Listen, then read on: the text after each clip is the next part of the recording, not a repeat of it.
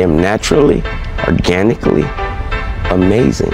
I'm one of a kind. So actually, I would love to see that thing try to duplicate this motherfucker.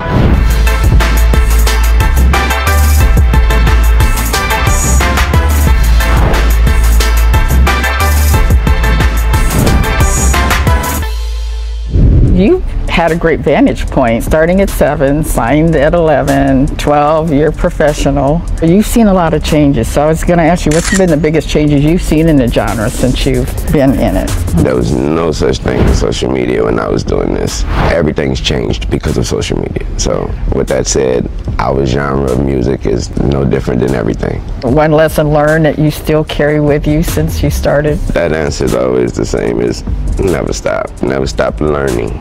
Humble yourself. Humility goes a long way, and it'll keep you learning.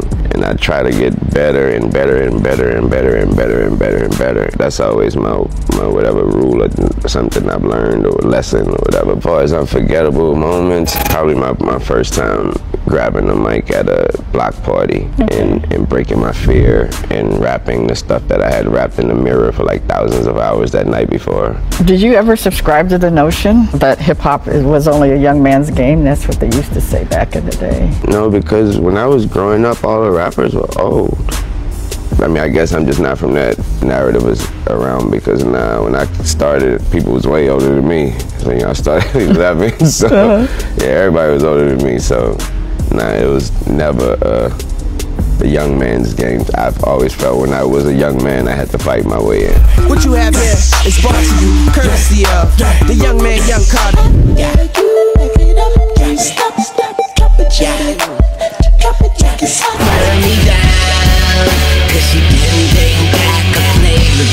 You've kind of been a blueprint. Thank God. Your label, other ventures. Yeah. What role do you feel that you've played in that evolution? Because now a lot of rappers are doing the same thing. I get this from watching Jay-Z and watching the way Reverend Run and Russ move, and it never stopped. They just evolve. Hopefully those under me or those like me or whatever, probably follow my footsteps.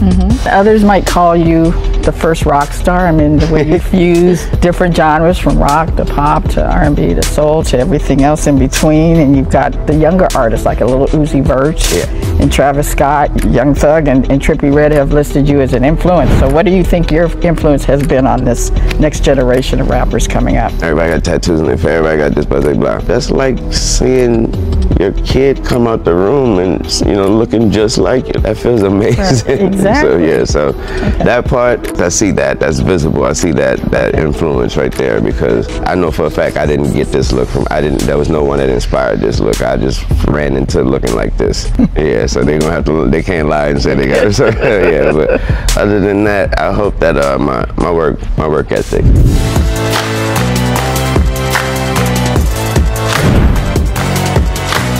All right, I know you've got Young Money. You've got a roster that you're building. What does it take to break hip-hop artists now? You have to know the social media. You have to have a team that does. With that said, I think that the main thing today is what it's been yesterday and the day before yesterday. You just have to have real talent. Okay. Yeah, because there's so many people and so many people available to do this, and you have to have real, everlasting, undeniable talent. These artists, a lot of the artists want to be exactly what they see on social media, and not knowing what they have inside them. They just want to be that, and instead of being what they actually can be. We're talking authenticity as well too. Exactly. So is that hard to draw it out? No, and even if it is a challenge, that challenge has always been one of the most funnest things ever to me. So what do you listen for? What 2 or 3 qualities you think artists today need to have, since, as you just said, it's so hard to rise up above everything that's out there? The genre that you're attacking, even if it's hip-hop or not, you have to be great in that. You have to be at least good, only if you're willing to turn and work as hard as you can to turn that good into great. And then, you know, come holler at me and you'll be talking about the greatest. Show me. Think harder, challenge yourself. Is it hard for you to say to someone, it's not there yet? you've had to say that? Oh, not at all. Not at all. Okay. Yeah, if they're my artists, I can't tell no other artist that. Yeah. Yeah, but if you're my artist, oh hell yeah, I let them know. All you right. better go do that shit again. Yeah.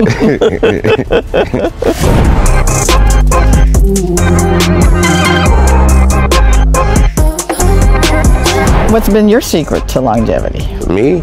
I don't have a secret. Okay. I just work and I never stop. I don't do nothing but my music. Okay. In my mind, every single time I say the word work, I ask God to forgive me because I know this has never been a job. So it's just a dream come true. So that's why I've never stopped. I'm excited by the growing ranks of female rappers right now. I wanted to get your thoughts on that. I started at Billboard in '99, and it was, you know, you had your Roxy and Shantae's and Kim's and Queens and MC Lights and stuff, and then there's nothing, and then Nicki pops up. Why is this happening now? What's your thoughts on that? I think that it just wasn't interesting to women. You know, it was as interesting, you know, as the way Nicki and Meg and others have. It looks like, you know, it's awesome. And it was. I don't think it was as, you know, I don't think they viewed it as something that they wanted to do and actually make a living from it. Right. And it seems maybe the industry's a little more open-minded. Oh, definitely. Yeah. Now? Oh, what? Yeah, definitely. Yeah. We got ear for everything now.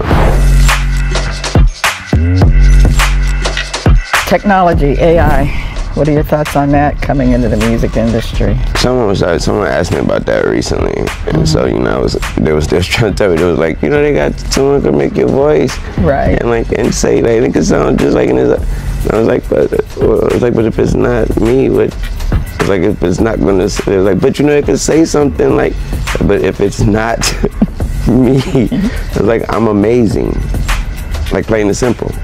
That was the answer. Exactly. I love that answer.